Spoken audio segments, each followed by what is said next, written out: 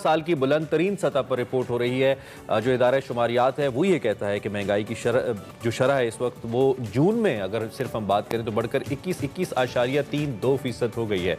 शहरी इलाके इसमें महंगाई की शरह 19.84% है, जबकि देही इलाकों में यही शरह 23.6% है, जो कि इंतहाई ख़तरनाक सूरत हाल इख्तियार कर चुकी है। अगर हम मजीद आदाद शुमार की तरफ जाएँ या फिर टैक्सेशन की तरफ जाएँ तो 1 जुलाई से सुपर टैक्स का निफाज भी हो गया है। हुकूमत ने पेट्रोलियम मसनूआत में 19 रुपये फ़ी लीटर 1 जुलाई को इजाफा भी किया है, आपको याद होगा। जबकि जो आलमी मार्केट है इसमें अब रिपोर्ट से आ रही है कि तेल कंपैरेटिवली सस्ता हो रहा है, लेकिन पाकिस्तान में गवर्नमेंट इसको कंट्रोल नहीं कर पा रही है, मुसलसल महंगा हो रहा है। हुकूमत 800 से ज़ायद अशिया की जो दरामदात हैं, इम्पोर्ट्स हैं, इस पर भी हुकूमत पाबंदी लगा चुकी है। मगर फिर भी जो ट्रेड डेफिसिट है हमारा वो एक साल पहले के 30 अरब 96 करोड़ डॉलर के मुकाबले में 30 जून को ख़त्म होने वाले माली साल में 48 अरब 66 करोड़ डॉलर की बुलंद तरीन सतह पर पहुंच गया है। दिस इज़ कहना चाहिए कि हिस्ट्री में सबसे ज़्यादा है। और इस वक्त जो तवक्को से ज़्यादा दरामदात है इसकी वजह से तकरीबन 57% इसमें इजाफा हुआ है। और ज़रा ये भी कहते हैं कि IMF का जो प्रोग्राम है उसकी बहाली के लिए मज़ीद डू मोर का मुतालबा सामने आ रहा है और जुलाई से बिजली की कीमत में 3.5 रुपये फ़ी यूनिट मज़ीद इजाफा किया जाए, तेल की कीमतों के तयन में हुकूमती किरदार को ख़त्म किया जाए, 1 अगस्त से पेट्रोलियम लेवी में 10 रुपये मजीद इजाफा किया जाए। और ऐसे में सवाल ये है कि IMF प्रोग्राम बहाली से क्या आवाम को रिलीफ मिल जाएगा?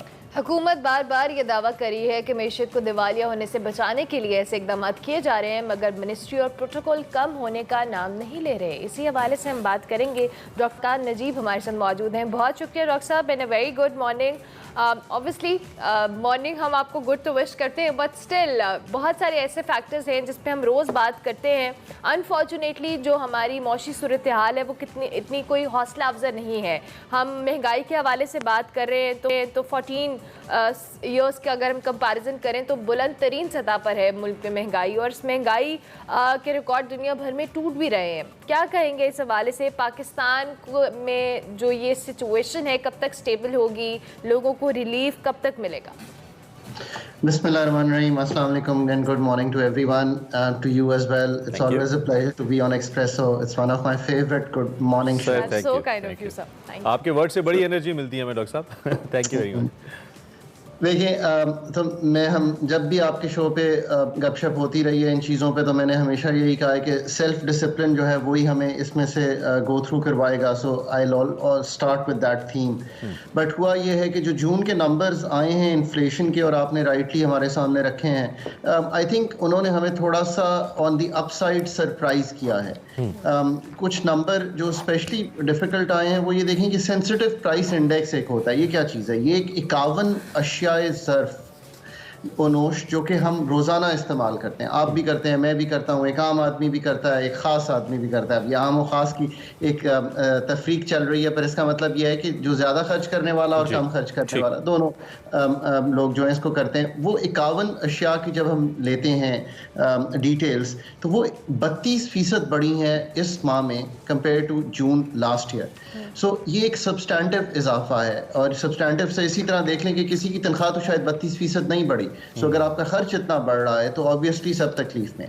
अब ये साइकिल कब टूटेगा? देखें, मेरा ख्याल है कि इजी आंसर ये है कि अभी 5-6 माह जो है वो डिफ़िकल्ट हैं। और ये मैं क्यों कह रहा हूँ, एक इसकी वजह यह है कि पाकिस्तान में 2-3 चीज़ों का पास थ्रूज आ रहा है। सबसे बढ़ के ऑयल का पास थ्रू, फिर पाकिस्तान की जो करेंसी एडजस्ट हुई है, यानी कि कहाँ हम 180 रुपये पे थे, अब 204 रुपये 80 पैसे पे हैं, सो एक उसका पास थ्रू।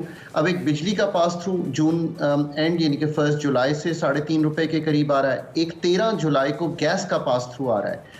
उसका भी तखमीना हमारे सामने नहीं आया बिकॉज गवर्नमेंट ने भी अभी फाइनलाइज नहीं किया। जब ये सब पास थ्रूज निकल जाएंगे, और जो ग्लोबल इकोनॉमी है, जैसे आपने कहा कि ब्रेंट की कीमत थोड़ी सी बेहतर हुई है, $120 पे थी, इस वक्त शो पे आने से पहले मैं देख रहा था $111 पे है। सो थोड़ी सी बेहतरी वहाँ पे दिखाई दे रही है। दूसरा, जो दुनिया भर के सेंट्रल बैंक्स हैं ना, वो कोशिश कर रहे हैं कि जो डिमांड है उसको कम किया जाए, क्योंकि जो बाहर है की मईशत है उसमें बहुत ज़्यादा डिमांड फैक्टर जो है वो इन्फ्लेशन को क्रिएट करता है। सप्लाई तो करता ही है कि चीज़ें कितनी सप्लाई में हैं, बट डिमांड भी करता है। सो उसको कम करने के लिए उन्होंने शरह सूद बढ़ाई है। सो इन सब चीज़ों को देखते हुए अभी ये लग रहा है कि 5 से 6 माह जो है अभी भी मुश्किल है। पाकिस्तान में स्पेशली अगले 3 माह बहुत मुश्किल है। और उनकी वही दो वजूहात हैं, बिजली और गैस की नरखों में तब्दीली, और उन तब्दीली का जो असर है वो सारी आपको पता है रोज़मर्रा की जो हमारी अशिया है उन पे चला जाता है। हुकूमत की कोशिश ये है कि IMF का प्रोग्राम हो जाए, आपने सही पूछा। अब IMF के प्रोग्राम से एक तकवीत आप ये देखें कि 211 के करीब हमारा रुपया था, वो 204 रुपये 80 पैसे पे आए, सिर्फ उस इंडिकेशन से कि हम फंड में जा रहे हैं। फंड में जाना क्या करता है? फंड में जाना एक तकवीत देता है, macro economic stability economic terms में कह लें, और आम एक तकवीत देता है एक पेशेंट को, जो कि एक हमारी इकोनॉमी है जिसमें इस वक्त सारी ये डिफिकल्टीज जो हैं वो क्रिएट हो रही हैं। पर ये 5-6 महीने का हल नहीं है, ये चीज़ें अब टाइम लेंगी हल होने के लिए। और वो टाइम जो है वो मेरे ख्याल में कम से कम साल से 2 साल का टाइम पीरियड होगा। 6 महीने में जो ये डॉक्टर साहब, ये IMF भी तो शायराना ज़बान में गए तो रूठी महबूबा ही बन गया है ना।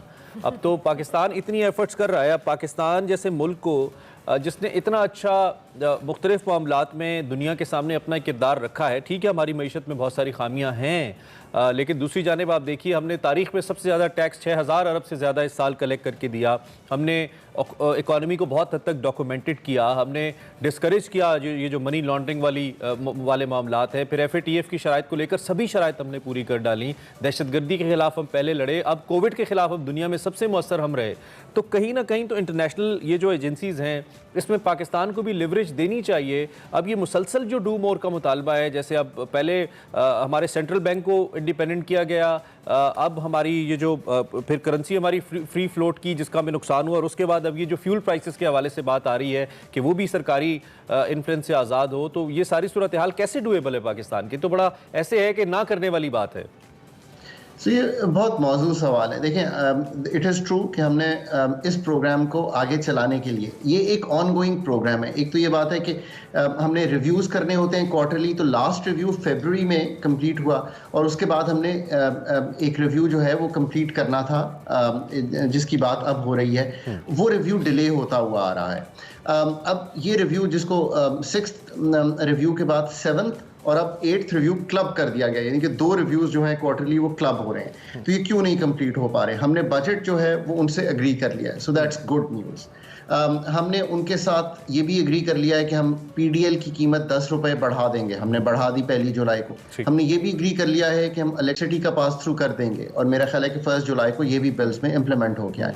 अब डिफ़िकल्टी कहाँ आ रही है? डिफ़िकल्टी देखिए यहाँ 2-3 चीज़ों पर आ रही है। एक तो ये आ रही है कि MEFP एक डॉक्यूमेंट आता है जो हमने दस्तखत करके देना है, वो एक्चुअल में तो ऐसे लिखा जाता है कि we will do this, we are doing this, the government is committed to this. So वो हमारा अपना डॉक्यूमेंट है, पर वो ट्रेडिशनली चूंकि फंड के पास ज़्यादा एक्सपर्टीज है तो वो हमें हेल्प कर देते हैं लिखने में। उन्होंने पिछले मंडे को ये डॉक्यूमेंट जो है पाकिस्तान को हैंड ओवर किया है। अब वो डॉक्यूमेंट पढ़ा जा रहा है, उसकी हर शिर्क जो है उसका जायज़ा लिया जा रहा है, और ये कोशिश की जा रही है कि ये सब ठीक हो और वो चीज़ें जो निगोशिएट हो रही हों वो एक्सेप्टेबल हो दोनों साइड्स को। So I think that's where we are. इसमें एक चीज़ आई थिंक एक करप्शन का एलिमेंट है कि करप्शन को कैसे एक कमेटी बना के इसको जायजा लिया जाए हमारे लॉज का और इंस्टीट्यूशंस का, उसमें एक थोड़ी सी गुफ्तगू शनीद चल रही है कि वो हमने कब करना है। अब एक चीज़ जो अभी 7 जुलाई तक आपको इंतज़ार करना पड़ेगा वो क्या है? वो ये है कि हमारी जो शरह सूद जिसका तयन स्टेट बैंक ऑफ पाकिस्तान करता है वो होने जा रही है MPC, मॉनेटरी पॉलिसी कमेटी, एक कमेटी है स्टेट बैंक की जो इसका तयन करती है। वो 7 जुलाई को एक मीटिंग है। आई थिंक 7 जुलाई के बाद चीज़ें जो है शुड रोल ऑन। ठीक है। अच्छा डॉक्टर साहब, अब मैं बिल्कुल एक सादा, क्योंकि ये इकोनॉमिक टर्म्स है, ये तो आप जैसे एक्सपर्ट्स आके हमें बताते रहते हैं, कुछ थोड़ा बहुत हमें समझ भी आ जाता है हमारे नॉलेज के मुताबिक, लेकिन एक आम आदमी नहीं समझता है। आम आदमी के समझ से ऊपर की बात है, और आम आदमी के लिए मुश्किलात भी हैं। मैं बीइंग एन एक्सपर्ट आपसे अगर ये कहूँ कि आम आदमी इस सूरत हाल में क्या करे, आम आदमी को मशवरा दें, आम आदमी को समझाएं, जिसके लिए बड़ी ही मुश्किल है, ख़ासतौर पे वो शख्स जो 20, 25, 30 हज़ार रुपये महीने के, 40 हज़ार रुपये महीने के कमाता है। अब तो खैर 1 लाख वाला भी परेशान है, लेकिन ये मैं उसकी बात कर रहा हूँ जो बिल्कुल बेचारा उस लाइन से ही निकल गया है। What should a common man do sir इस सूरत हाल के अंदर?